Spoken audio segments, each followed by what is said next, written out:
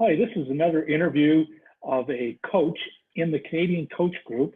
And today I'm pleased to introduce you to, and for us all to get to know a bit better, Robyn McTague. And she's a master holistic teacher.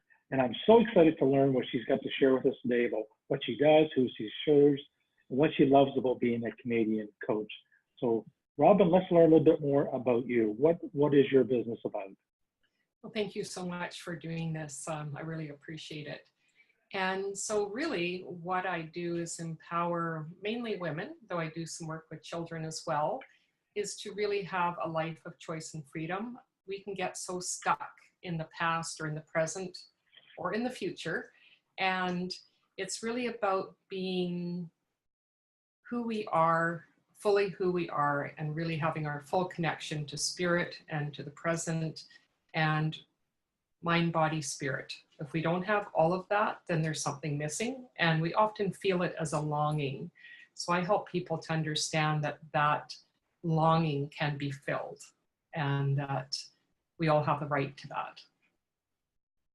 Right, that's awesome, Robyn. Can you tell us a little bit about you, just you specifically? So for myself, I have a background in a lot of different things. I worked corporately for 34 years, working with safety and helping people get their lives back on track. I have a background in psychology, conflict resolution, all sorts of metaphysical systems. And I just think that by combining the sciences with the spirituality and the metaphysics, that we have a much better way of actually addressing the full person, so that all those pieces of us can come together. Okay, great.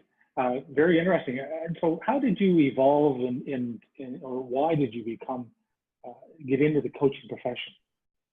So for me, what happened in 2000, I was diagnosed with breast cancer, and that really shifted my life. I tell my story in a book called Your Shift Matters, where 25 of us tell our stories about transformation in our life. And I was heading one way. I was actually looking at becoming a union president where I worked. And I decided that that wasn't for me, and that I needed to become a healer. And out of that healing and healing for myself and helping others, my mission is to help others and learn that kindness for ourselves. And by doing that for ourselves, we can do it for others, and then we can change the world and create a world of kindness, one person at a time. So really that was the impetus to really go inward and find out what was going wrong in my life and how I could fix it. Wow, I can't say I understand what cancer is like, because so far I've dodged that bullet, but I've known so many people that have gone through it, and it is life-changing, and I'm sure that you can relate to people on a level that many can't, and that have the empathy and the understanding what people are going through must be a very powerful.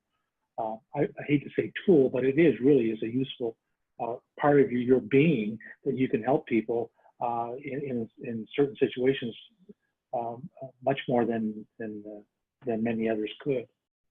Yeah, I think there's that piece of we all can transform from the past. And what I realized for myself, it was bringing up the old traumas that I hadn't dealt with. And we can do that in a safe, gentle way. We don't have to be really harsh with ourselves. And that's really what I want to get across to people, that we can do that in a safe, gentle way, that it doesn't have to be overwhelming or take us out. And I think that's what people are afraid of, that if we open up that emotional baggage, that we'll never find the end of it. And I'm here to tell you that you can. Wow, great to hear. So is there a specific audience or group of people that you kind of target in your coaching, who you can be the most value to?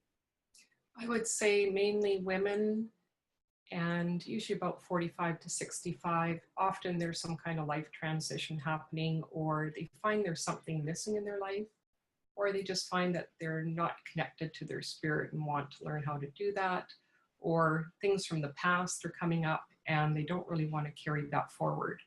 And so it's a way of really getting unstuck and allowing those old feelings to come up so we can clear up the past and really move forward and be who we want to be in the world.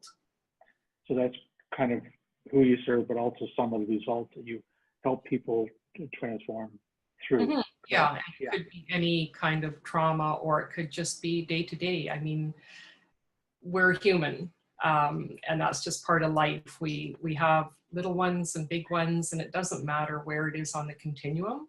It's all something that we need to just address so that we're not stuck in that old way of thinking, or maybe having patterns that we continue to repeat and not understanding why. So looking at those past things can help us to understand them and move on.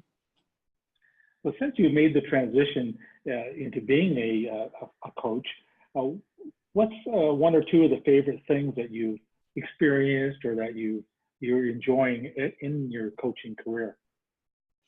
I would say the main thing that I love is having people have those aha moments where they realize that they do have choice. So often we feel that way of the old thinking of kind of the victim mentality. And it's just a mindset that we grow up with because we see that in our lives. Unfortunately, for a lot of women, we've seen our mothers take on that role where everyone's more important than them, and they can play small and be the victim. Everything else is more important than them, and they don't see that they have a choice. And by having that switch and that difference in the way of thinking, it's really freeing to see that they actually have choice and they can do things different, and they don't have to keep doing things the way that they have been. And bringing fun and happiness, because it really is about having joy. We get so inundated with everything that we're doing, and we forget about ourselves and actually having some joy in our life. Yes, it's too many, especially people that are caught up with very busy lives that have that. I mean, giving them the choice and letting people encourage them to decide and to commit, and then to act on what you teach them as a coach and what you guide them to. So many times, I don't know about your experience, but with me, I find that, a lot of people have way too much information, but they just need that help to start implementing, what a good coach like you can help them through. Mm-hmm. And what I use is response ability, and breaking down that word, because we do have response and we do have the ability, and that responsibility is to ourselves. I love that, Robyn. I'm going to steal that one on you, or borrow it, I should say. But I haven't quite heard it said that way, and it was very, very well put. Thank you. Yeah.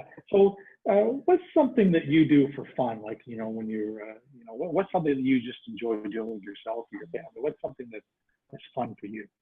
I love nature and I love travel. So I was recently in Africa, and it was an amazing trip. We actually took stuff to the orphanage, and we had an amazing safari. I got to pick up a lion cub. It was just simply amazing. And wow. Locally, I'm heading up to Whistler in early August and doing some hiking.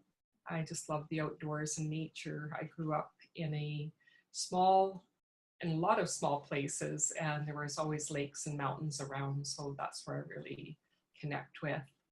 And live theater. We have an amazing live theater system here in the Lower Mainland where I live, and we have Bard on the Beach, and I've seen 2 plays already this summer, and they were just fabulous.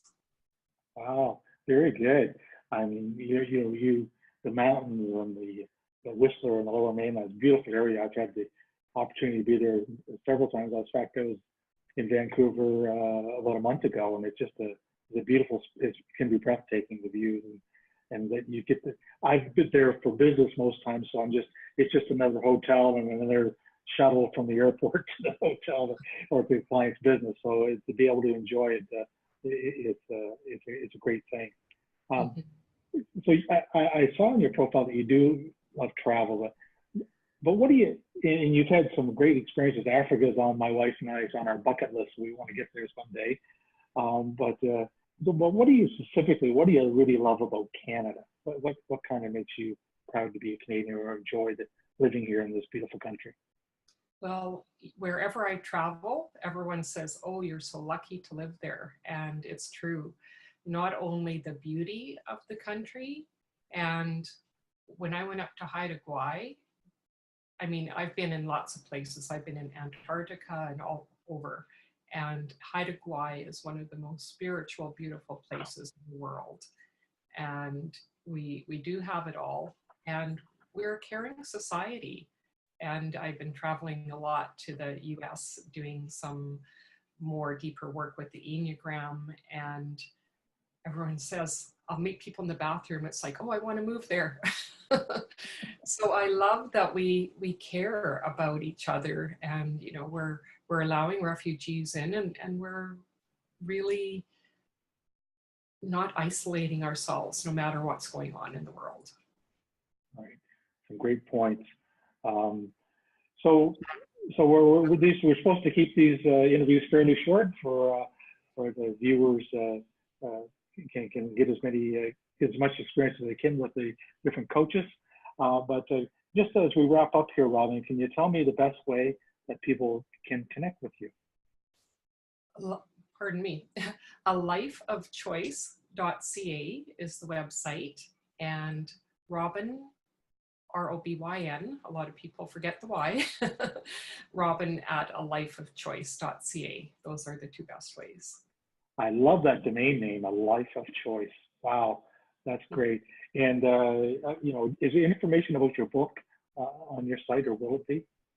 I'm actually redoing the website, so it will be on there, and I will be giving that away. There is a meditation on there right now, but if you want to email me, I can send you a copy while I'm in transition there. Okay, that's great. It's been a pleasure to get to know you, Robyn, and we look forward to seeing your hearing stories on the CanadianCoach.ca site and on our Facebook group about how you are helping people throughout Canada, and I'm sure around the world. Thank you so much.